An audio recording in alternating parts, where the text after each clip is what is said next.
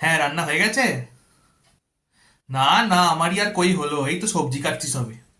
আগের দিন ওই বিয়ে বাড়িতে সেজ বৌদির গলার হারটা লক্ষ্য করলি? শেষদা নাকি নতুন গিফট করেছে। ভাই ফোটার সময় তো হাত থেকে জল গলে না, কিন্তু এর বেলায় দেখো। এখন বোনরা আর কি, ঠিকই বলে সবাই।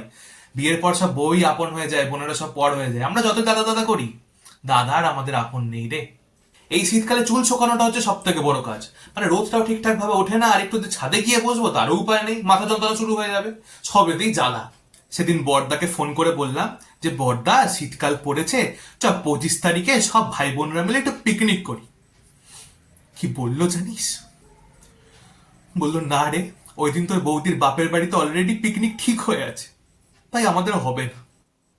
ভাব, সেই বড়দা যে একদিন বোন বোন বলতে অজ্ঞান ছিল, আজকে বউ হয়ে সব ভুলে গেল।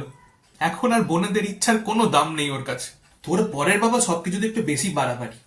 বোনের মেয়ের বিয়ে তো কি হয়েছে, একবার সোনার নেকলেস দিয়ে দিতে হবে? যে তো একটা মেয়ে আছে নাকি তার জন্য জমা? তোর ছেলের পৈতেতে তোর ওই ননদ কি দিয়েছিল আমি তো দেখেছিলাম। পিঠ পিঠে একটা সোনার আংটি, টিবলে পেকে যাচ্ছিল। কেউ কারুর নয় রে নিজেদের জন্য জমা শুধু এখন।